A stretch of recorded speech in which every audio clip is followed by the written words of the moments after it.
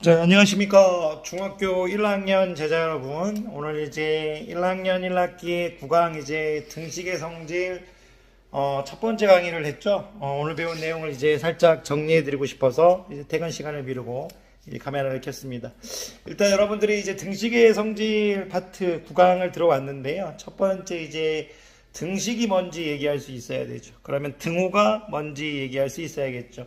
이 등호에서 호라는 것은 이제 기호호자를 쓰죠. 뭐 이름 호자 이런 걸 쓰는데 그냥 기호호라고 생각하시면 되고요. 등호는 같음을 나타내는 기호입니다. 그럼 등호라는 건 뭐냐면 같음을 나타내는 기호다 이렇게 얘기하시면 되고요.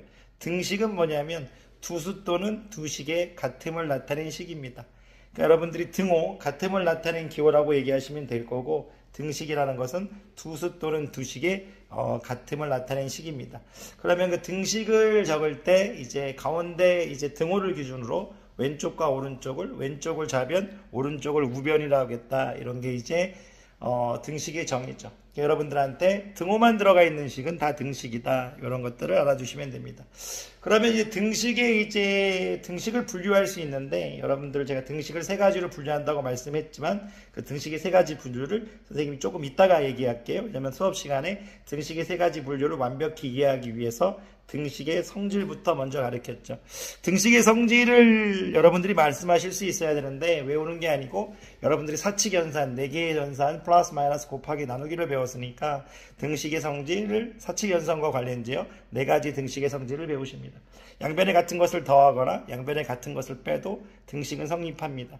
무슨 얘기냐면 A가 B라는 등식이 있다면 거기다 양변에 C를 더하거나 양변에 C를 빼도 등식은 성립합니다. 이렇게 여러분들에게 등식의 성질 중 양변에 같은 것을 더하거나 양변에 같은 것을 빼도 된다는 등식의 성질을 첫 번째로 가르친 이유는 여러분에게 어떤 개념을 가르치기 위해서였어요?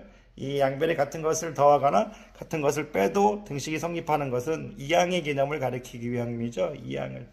여러분들이 여기 이제 좌변에 예를 들어서 어떤 플러스 된 식이 있다면 그게 우변을 이항했을 때 마이너스로 될 거고요.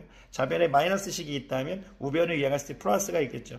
플러스를 이항하면 마이너스, 마이너스 이항하면 플러스, 이런 것들이 된다. 이항하면 플러스는 마이너스로, 마이너스는 플러스로, 마이너스는 플러스로, 플러스는 마이너스, 이런 것들이 된다는 것을 보여주고 싶어서 등식의 성질 중에 양변에 같은 것을 더하거나 양변에 같은 것을 빼도 된다는 걸 얘기 드렸었죠. 간단하게 얘기하면 A 플러스 2는 B 이렇게 하면요. A 플러스 2는 B인데 2를 주기 위해서 양변에 마이너스 2를 빼버리면 A 플러스 2 마이너스 2는 B 마이너스 2죠. 그런데 이제 2하고 마이너스 2하고 계산해버리면 A는 B 마이너스 2가 되죠. 이 중간 과정을 생략해버리면 우리가 이제 A 플러스 2는 B라는 식에서 2가 바로 와서 A는 B 마이너스 2가 되는 거잖아요. 이런 느낌을 알 수 있으면 될 거라고 생각합니다. 그런 다음에 이제 여러분들한테 가르친 건 뭐냐면 우리가 등식에서 양변에 같은 것을 곱하거나 이제 같은 것을 나누어도 등식은 성립한다. 이것을 얘기하실 수 있으면 돼요. 하지만 나눌 때 주의해야 될 점은 뭐냐면 0으로 나누는 건 제외한다. 예를 들어서 A는 B면 했을 때 이면으로 끓여 있는 거죠. 이면을 끝내 앞에 게 전제 조건이죠. 그랬을 때 A는 B면 했을 때 A, C는 B, C다는 무조건 성립하는 거고요. 그리고 A는 B면 했을 때 이제 C분의 A는 C분의 B다 했을 때 C가 0이 아니라는 조건이 명백히 있어야 됩니다. 그러면 등식의 성질 4가지, 양변에 같은 것을 더하거나 빼거를 배운 이유는 이항을 가리키기 위한 거고요. 양변에 같은 것을 곱하거나 나누어도 등식은 성립하는데 전제 조건이 계속 유지되는데 나눌 땐 이제 항상 나누는 것은 0이 아니라는 이제 조건도 또 있어야 됩니다. 이런 거를 여러분들한테 잘 가르쳐 놓고 이것을 이해하면 등식을 3가지를 분류하는 것을 쉽게 할 수 있다고 말씀드렸죠. 먼저 우리 제자님들에게 물을게요. 등식을 3가지로 나눠 보시겠어요? 첫 번째 어떤 등식이 있죠? 항등식이 있죠. 항등식은 항상 참인 등식이죠. 모든 x에 대해서 성립한다 또는 임의의 x에 대해서 성립한다. 임의란 건 뜻을 맡기는 거니까 여러분들에게 뜻을 맡겨서 어떤 것을 집어넣어도 성립한다는 뜻이에요. 그러면 여러분들한테 물어볼게요. 항등식이라는 것은 항상 참인 등식인데요. 어떤 모양이에요? 0 곱하기 x는 0인 모양인 거죠. 0 곱하기 x는 0. 그리고 이것을 선생님이 다르게 해석하면 좌변의 식과 우변의 식이 똑같다고 했죠. 그래서 2x 플러스 1은 하면 2x 플러스 1, 3x 플러스 7은 3x 플러스 7 이렇게 해서 0 곱하기 x는 0. 이게 항등식인데 얘를 다르게 얘기하면 좌변의 식과 우변의 식이 완벽히 일치하는 식이죠. 그리고 이거를 문자로 얘기했을 때 ax 플러스 b는 ax 플러스 b 이게 바로 항등식이었죠. 항등식은 모든 x에 대해서 참이기 때문에 x의 값을 구할 필요가 없죠. 모든 x에 대해서 참이니까요. 그리고 두 번째가 이제 항상 거짓인 등식을 얘기했죠. 항상 거짓인 등식을 얘기하면 어떤 모양을 형태를 떠올리려고 했어요? 0 곱하기 x는 2 이런 걸 떠올리려고 했죠. 이걸 문자로 하면 0 곱하기 x는 b하고 b는 0이 아닌 상수 이렇게 말씀드렸었죠. 그런 다음에 아이를 또 숫자로 얘기하면 이제 2x 플러스 1은 2x 플러스 7처럼 이제 1차항이 소멸돼 버린 1은 7 같은 이런 것들을 항상 거짓인 등식이라고 얘기했어요. 여러분들이 딱 식을 들었을 때 항등식인지 항상 거짓인 등식을 알아야 돼요. 항상 거짓인 등식을 문자로 얘기하면 ax 플러스 b는 ax 플러스 c 이렇게 되겠죠. ax 없어져 버리고 b하고 c는 문자가 다르니까 숫자도 다르다고 얘기할게요. 그랬을 때 항상 거짓인 등식이다 이렇게 얘기할 수 있으면 돼요. 잠깐 이제 문자로 한번 해볼까요?